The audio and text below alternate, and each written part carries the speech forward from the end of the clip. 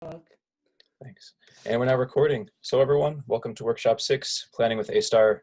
This is the final workshop in the Intro to Robotics series this semester, although we will have maybe some other workshops scattered, depending on how much time we have to put those together.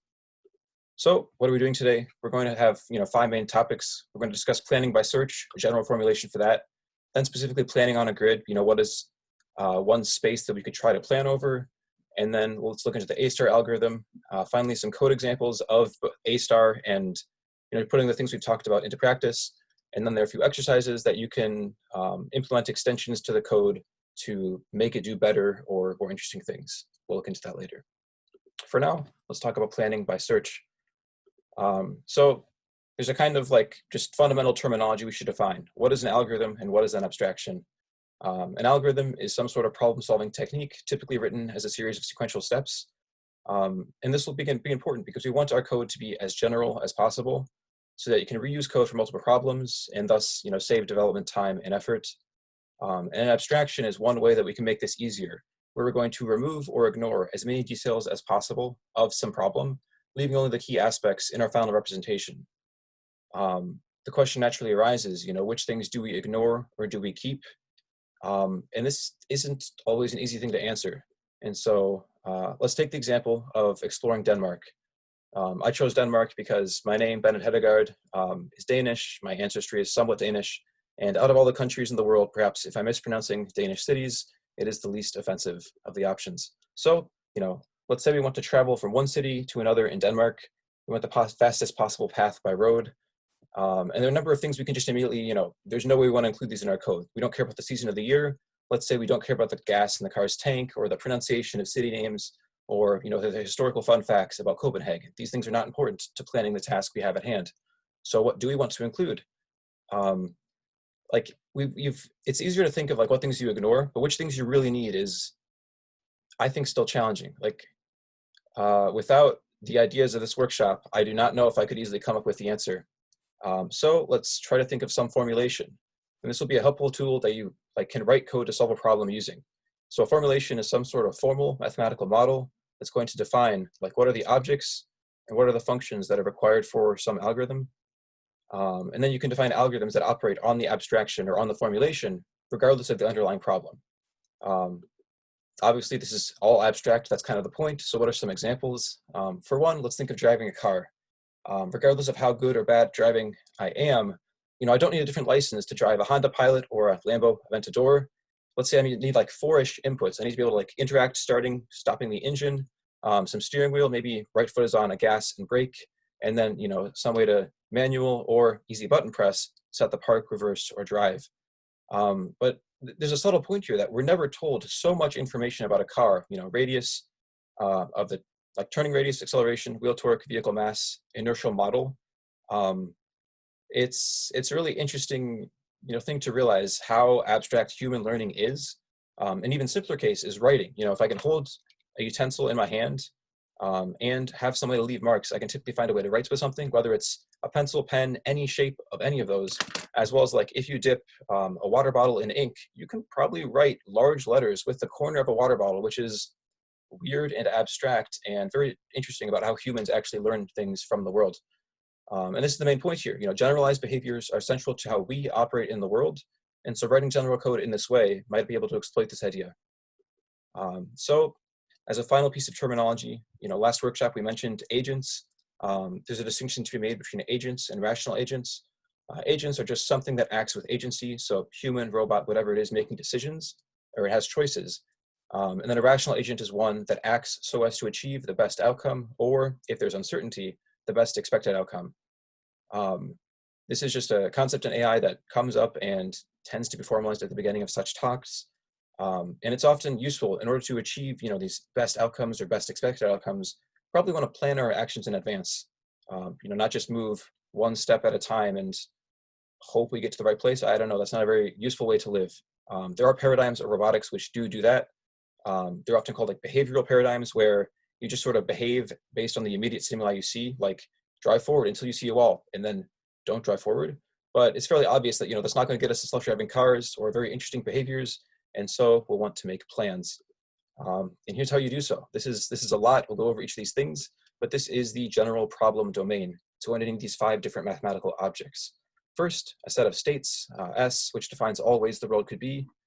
Just a reminder that a set is a collection of unique items with no repeating items. Second thing is a finite set of actions, which defines all actions the agent can make. Third is, let's define this function that defines the applicability of actions. So you give it in a state, and it gives back the actions. Returns the set of all possible actions the agent can take from any state S. And just a reminder, a function is going to map some input to some output. We're going to go these things individually as well. There's a transition model that's just taking in some state in action, and it's going to return state S prime, where the agent ends up if they're in state S and take action A. And finally, some cost function, how much did it cost to do that thing? So let's dive in and actually pull these things apart and really think through them. First, our states, they're really just 2 points. They're finite, so we need to have some countable number. We want to be able to enumerate all of the options that the world could be. This just helps having a way to code it. And the second is it's a state, or it's a set, so that each state is unique. Or there's only one way to represent any one way the world could be. So you give me a world and I can tell you, is it the same as this other world? And that's just useful for having a way to compare between different possibilities in your code. In Denmark, let's say, we want some minimal representation. So we want to include only what we care about in order to drive across Denmark from city to city. So how would we just say our state is which city we're currently in? This seems kind of simple, I guess. So we have this abstract map. It has no explicit meaning until we inject, these decisions kind of give meaning to these different tasks. So I just chose 10 most popular cities in Denmark. Let's add 5 more cities just to give some more coverage on the country. And let's abstract these. What do we care about? Maybe the name and the location of each of these cities.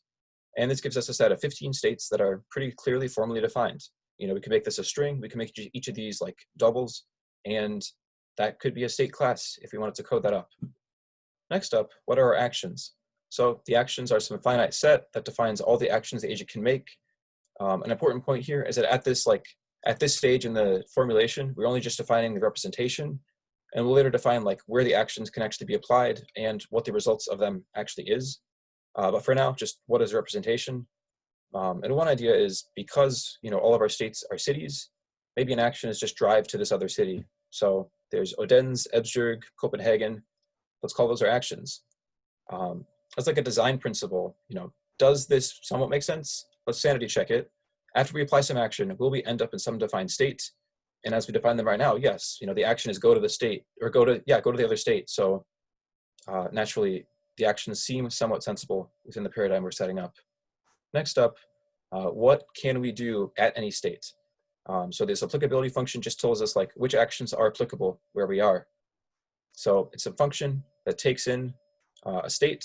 You input some state S, and it's going to output the set of valid actions, action 1, action 2, action 3, however many there are. And this is an important decision point as well, where not all actions are necessarily applicable in all states. And so we can add this extra implicit knowledge by choosing, to sort of not even allow nonsensical things. And this implicit knowledge is, a recurring theme as we set up this formulation.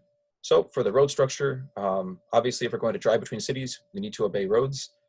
There's also the point that we want to avoid redundancy. So if we're in city A and we want to end up in city C, let's say there are 2 different ways we could encode this. There's one where we have 2 different actions. There's A to B, and then there's B to C.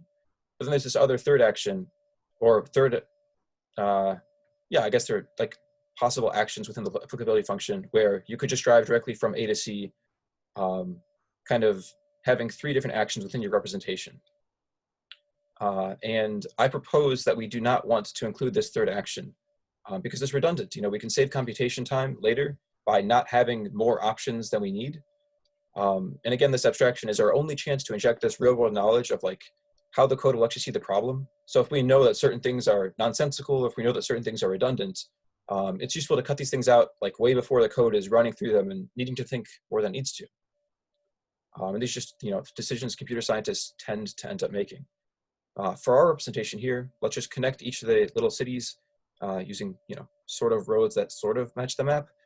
And then, this is again just a picture. What does the code representation look like? Well, first, it's just pairs of connected states. That's kind of what each result of the applicability function will look like. And this is the most formal version of it, where it's getting abstract, but this is the same information as that last slide. Kind of as like a simple exercise, check, are the right actions defined for herning in this like set notation here? And how does that compare with the picture here?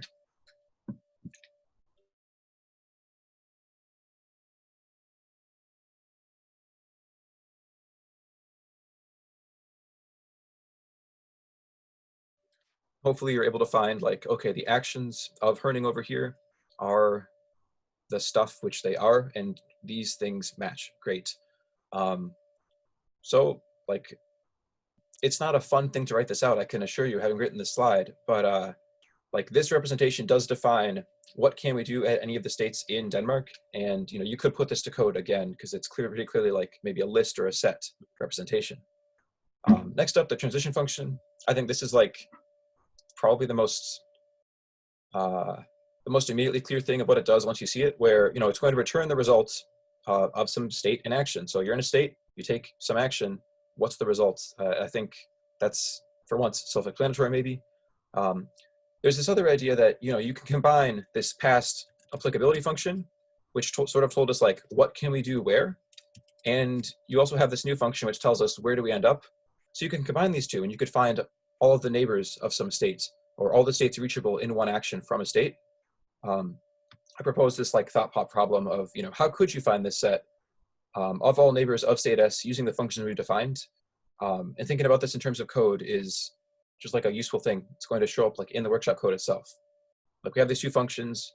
How do you compose them in a way that's useful? I don't know. I'll give like 15 seconds or so to think through that.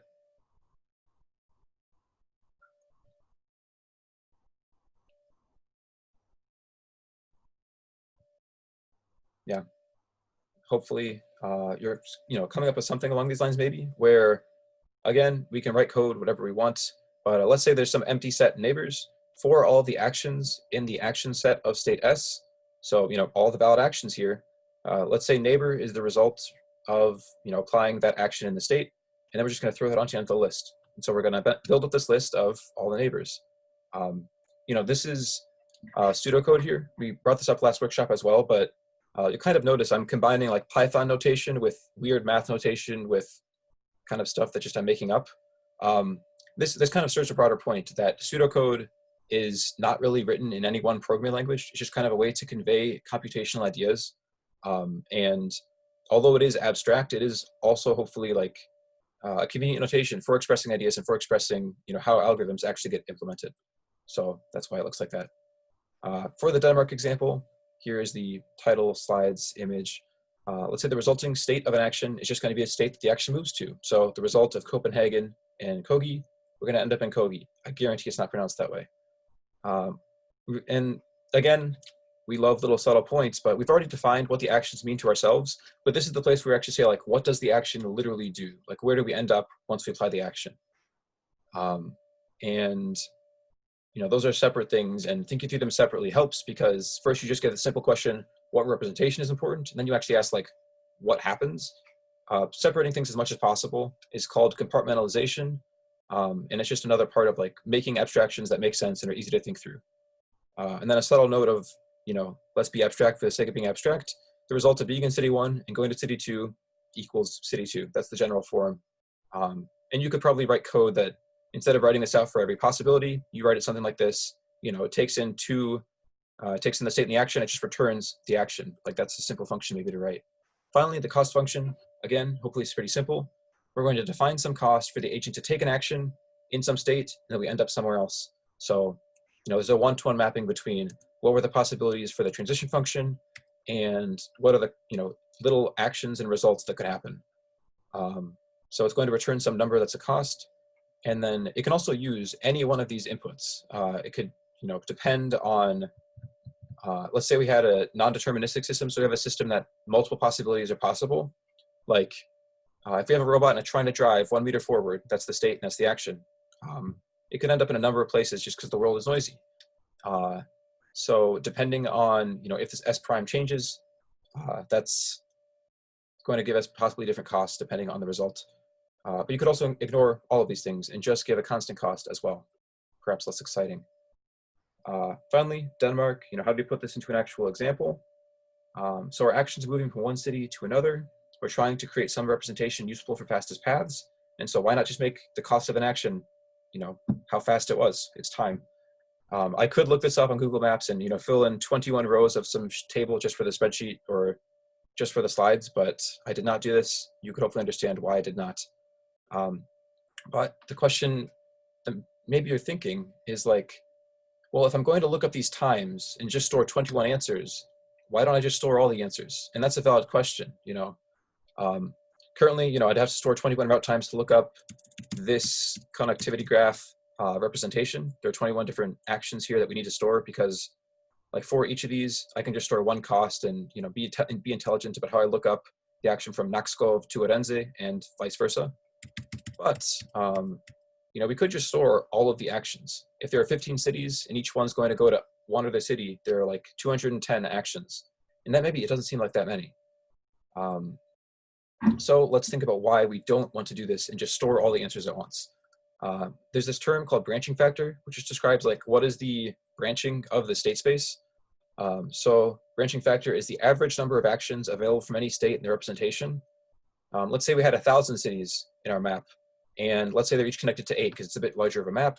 So we're going to just store 8,000 costs. Each state has 8 options, so we store 8,000, let's say both ways. But if we're going to store every single possible answer, like each one of the 1,000 cities to each of the other options, 999 options, that is a little bit of a larger number. Maybe we don't want to just brute force store that. And this is kind of an idea like combinatorics, where storing the branching factor times the number of states we have is going to be way more scalable than storing like n squared of these different options.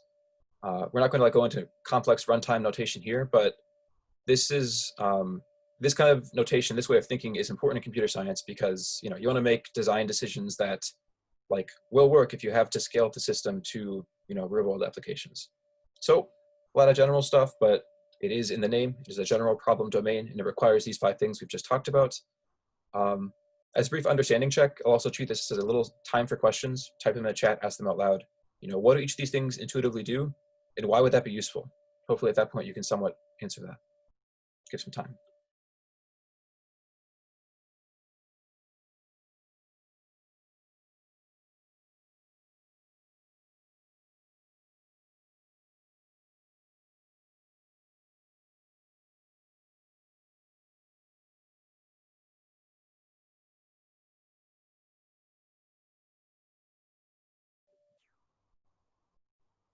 Yeah, so I'll take that as fair understanding of what these things are and why we would want them. Let's justify that a bit more by saying, we have the abstract space over which we want to plan, but how do we actually define one problem within it? So an instance of the problem is going to be called a query. It's going to include some initial state S0, where do we start, and some set of goal states, which is a subset of the set of states, where should we end up? And so a solution to the problem is going to be any sequence of actions that takes the agent from S0 to some goal state.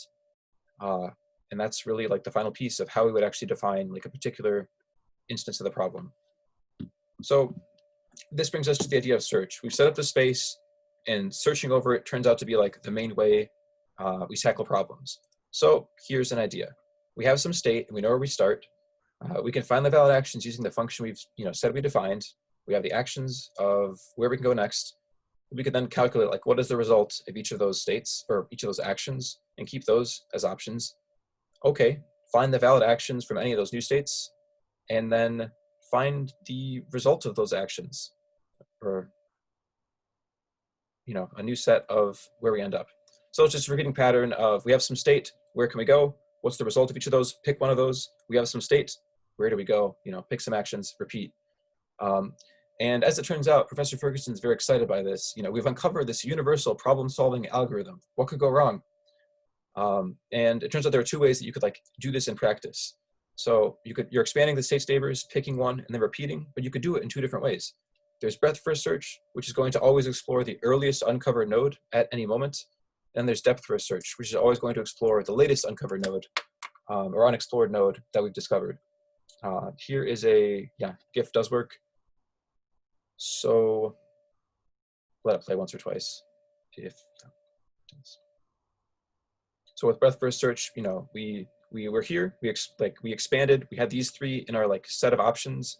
We're then going to explore them, first because they're each, the earliest states we explored. We then repeat to the third layer, the fourth layer, etc. Whereas in depth first search, we started here and we explored. We had these three options. We pick one. We expand it again. We explore those options and we repeat. And so we end up with exploring sort of all the way down at once, versus with breadth first search kind of exploring as fungus would grow or as moss would grow, from one point out like a sun. But in both of these, we're just kind of blindly trying options. We're not actually thinking using the cost or any heuristics. And so prioritizing could probably do better. And that'll be the idea of A star. We kind of switch gears in the presentation here. There's an entire idea of how we set up state space search. Let's think of how to actually state space search on robotics problems. And here's a situation. Let's say we're working with a robot that's working on the 2D plane, and we're going to define its state by some XY location and heading theta. And I propose there's a problem with this. Why is this continuous state difficult to plan over? And an obvious hint, we needed some finite set of states. Something about continuity does not match finite sets. And this is a big issue. So an idea or a solution is discretization. We're going to chop up the infinite possibilities of where exactly the robot could be into a finite set of discrete points on a grid. Is Chrome visible? Sounds good. Yeah. So this is a Desmos demo. I'll run through it live. The link will be in the slides, but we're going to choose what is this discretization constant for the grid we're defining. And this red point would be the discretized closest point on the grid to wherever we're putting the robot. And you'll notice, I can put the robot infinite places here. That's no good for discrete search. And then there's kind of a important trade-off that the purpose of this is supposed to show, which is consider how far off the discretization is from the robot. The discretized point is going to round off to one of these different square edges. And so if the grid is very large, it's obviously going to be a bit farther away and a bit less accurate. And if it's very small, it's very, very accurate. And we actually lose basically no resolution. And this is kind of just the trade-off I explained here. But there's a bigger point, which is we don't just have worse approximation here and no downsides to having more cells. We have more cells. And so if you were planning over this space right here to get from this corner down here to this corner up here, you can pretty clearly see there are going to be hundreds of cells, hundreds of options to get from one point to another.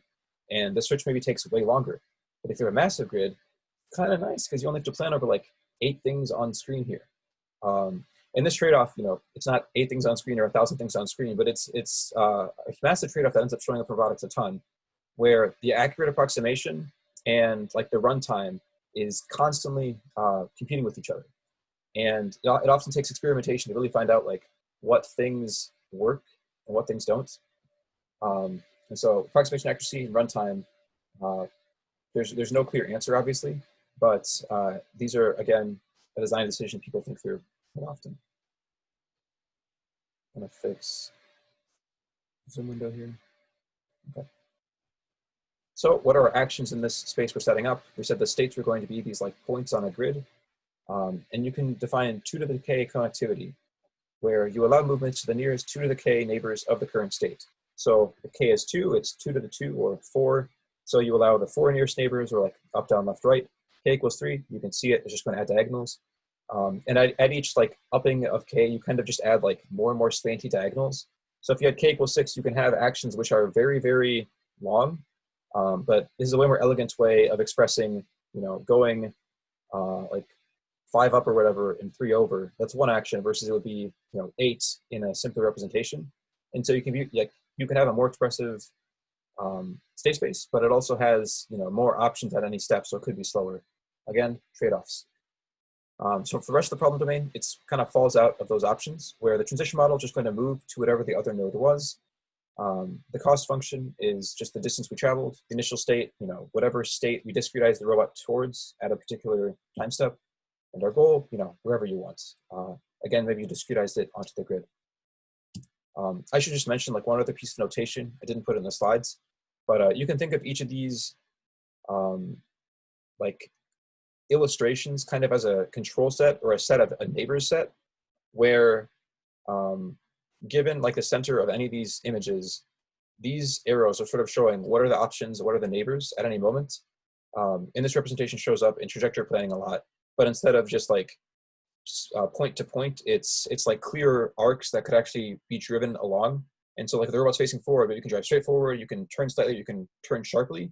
And I don't know, the illustrations come up. I'll probably do that in a workshop in the spring, but just some terminology there. So we're ready for A*, about time, it's the name of the workshop. A* is an informed search strategy, which is going to use information beyond the state action problem definition we've seen. And this information is going to come from a heuristic function, which is going to estimate how far any state is from some goal states. And A* prioritizes the search using this heuristic. It's also guaranteed to find the optimal or least cost solution to a query, given some assumptions, which I'll mention. So how do we use the heuristic in practice? Thinking through the search process, let's say we're halfway through the search and we have a bunch of possible paths. How good or how awful are the options? So we're halfway along some path. Can we estimate how much the total path will cost before we're actually done finishing it? So we know the actions taken so far because we can compute the cost so far. We have the cost for each action. So whatever the path we've gotten to, sum it up action by action to where we're at. That is our cost so far. But we don't actually know which actions lead to a goal. That's the entire reason of why we're searching. So we can use the heuristic to estimate the cost to go from whatever state we're at to the goal. And this is the cost to the nearest goal state. Adding these together sort of gives an F value. And this F value is an estimate of the total path cost through a particular path. So illustration of that, we had some planned path so far. We have no idea how to get here, but we have some estimate. And this is the main slide of the presentation, really.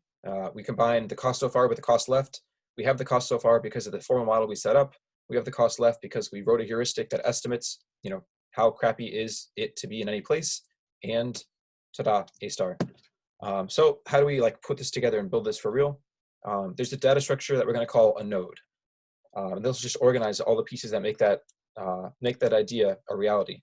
So each node is going to represent one possible path to reach a state, from the beginning or from the starting state. So different nodes might have the same ending state, but they're going to store different paths to get there. So the structure is going to track what is the state that the current node path ends at? What is the estimated total path cost for this node, or what is its F value? And what is the previous node? And this allows us to see where the path has been. It's also called a back pointer. So with the back pointer, we have some place we're at. We can see where we come from, and then we could check where did that come from, and then et cetera, to the beginning of the path.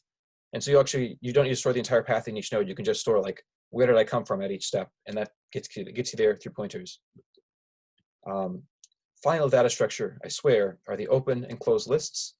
The open list is just going to store what are the nodes we haven't explored yet, sorted by F, and the closed list is going to store the nodes we have explored already. And therefore, because we've explored them, we don't need to check them again. We can just ignore them if they pop up during the search. So this is the word version of A*. This is just English, but it's secretly pseudocode, as we'll see. So the open list is going to contain all the nodes we haven't explored yet, and it's always sorted by the most promising node. So we repeat this idea, where we take the best or first node from the open list. We can compute its neighbors using the formulation. If any of the neighbors are goal states, we have won because we just found a path to the goal, so yay. If not, for each of these unexplored neighbors, you can calculate their F value. You then put this into the open list, replacing worst paths to the same state if there are any in the open list. So the open list has a bunch of nodes. Each node represents a path to some state. And the idea is that if we have some path to a state and they have a different path and one of them is better or worse, there's no point storing both because they both ended up in the same place. So take the best one and ignore the other one. And finally, add the current node to this closed list and mark it as explored because we've expanded it or we've explored it. And once a node has been explored, we've checked every option from it. So there's nothing more to learn and we can close it. There it is. Final note is that this gives an optimal solution if the heuristic is admissible or never overestimates. The original paper for A-star, which you could find online, I think it's like 1967 or something, as old as my parents, but they show that, you know, fun math occurs.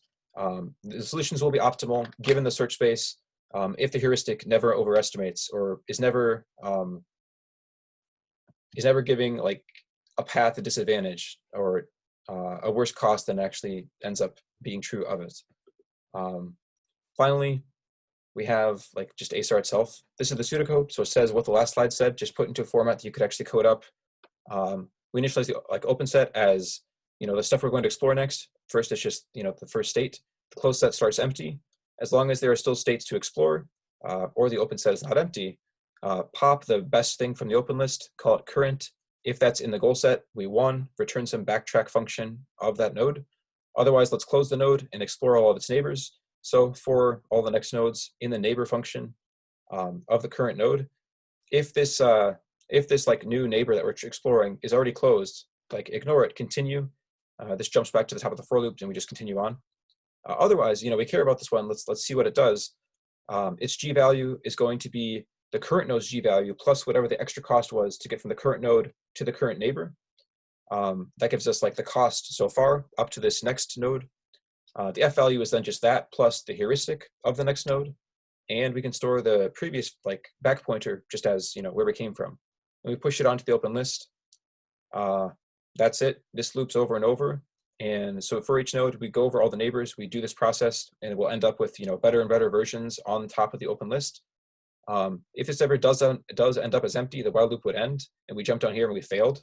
And that's it. That's 15 lines. Hopefully that is somewhat clicking based on what we've discussed. We have 2 examples for the workshops. I'll demonstrate these in just a sec. There's a grid.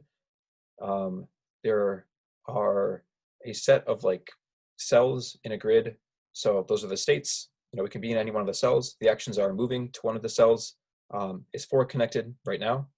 The neighbors is obviously just like the set of up, down, left, right neighboring cells. I made the cost function like very, very high for the like obstructed or dark cells here, and the light cells are clear. We can go through, look like maybe 1 cost just so we don't have, I think it's probably 1 cost, but the black is very high and we will end up not wanting to traverse through it. The heuristic is just a distance function, and that's the formulation we have set up. That'll be the starting line for the demos. For the ARM, the states are like the joint space. We talked about this last time. We just discretize the joint space. You know, think about the Desmos thing, but it's in 3 or 4 dimensions based on how many angles the ARM can move at once. The actions is, you know, change one of those angles 1 step at a time. As you'll see, this ends up being kind of slow, and you'll have an exercise to improve that. The neighbors are just, you know, the set of joints, which are the set of joint angles that changed 1 at a time, kind of along the same lines as these. Cost function, again, we did distance in the joint space, and heuristic is, I think, also distance in the joint space. And that's actually the presentation. So there are 2 things left in like the workshop. Obviously, like I can show these demos in case anyone doesn't have them installed on their machine.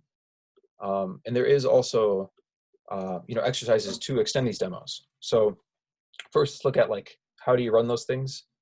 For the grid demo, you can run Python 3 grid astar.py.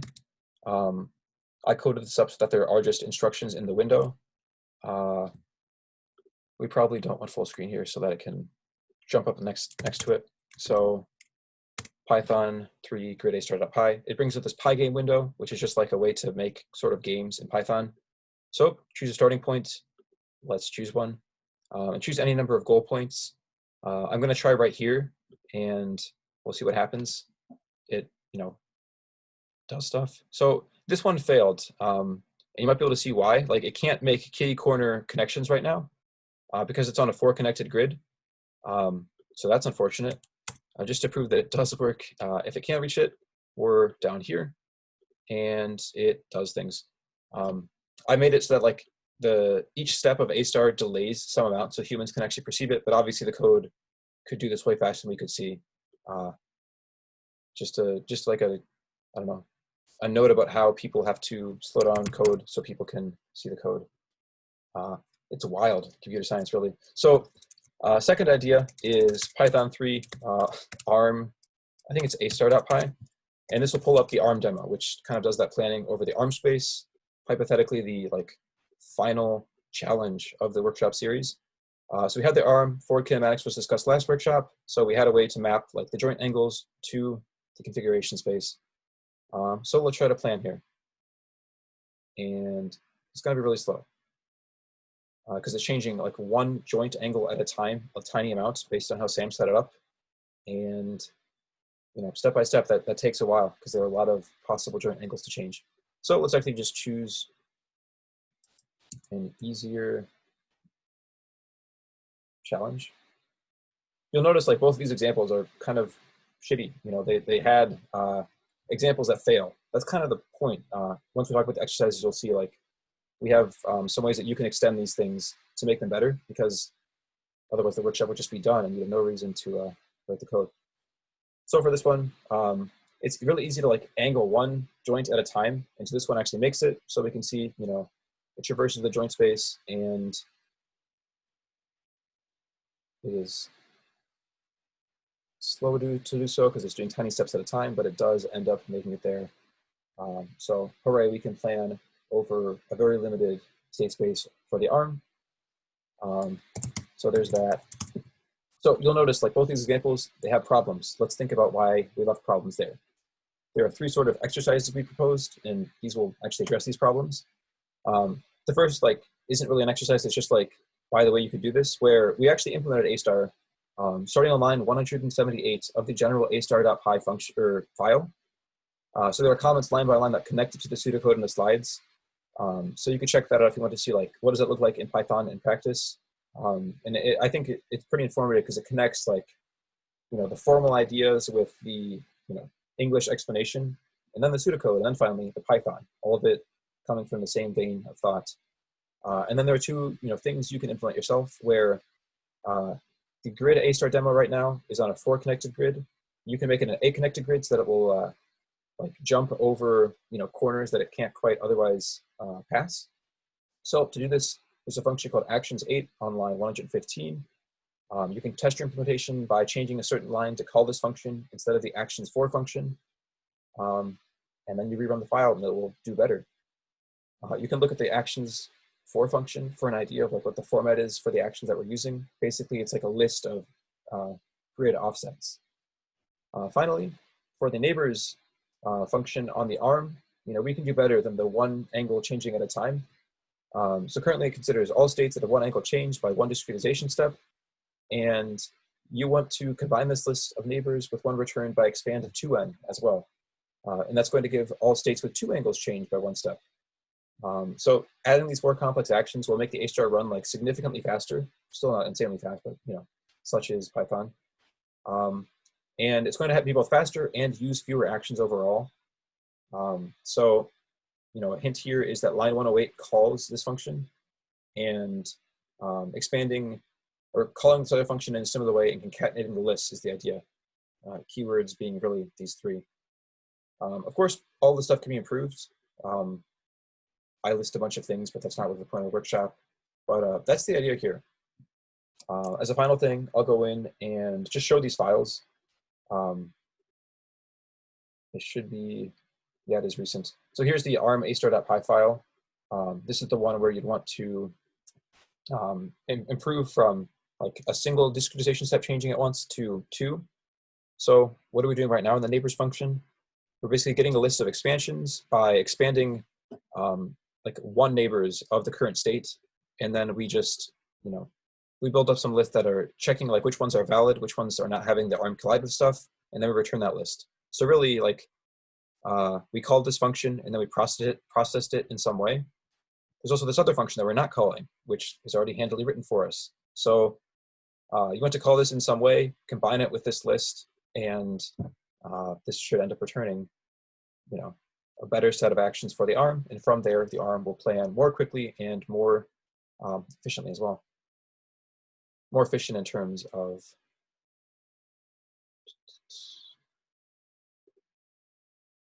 actual cost over the space rather than time. So for grid a*, this is the Pygame file. You know, all of this code is fairly well documented. So if you want to get an idea of like how to document code in Python, you know, examples are here. Examples are sometimes just nice to learn things, but of course, you know, writing your own code might be even more informative. I knew it was line, yeah. So this is the line 124 that we suggest you implement here. Basically, actions for was returning this list of different angled offset or different like grid offsets, but it's only changing one thing at a time. So you can copy paste this, edit it in some way, and that will give you the 8 connected actions. And that's the workshop. I'll think I'll stop the recording here. If anyone is watching the recording, thank you all for sticking around. I don't know. See you in the spring, hopefully. We'll have some extensions of this workshop, I imagine. But for now, like, comment, and subscribe, as we say.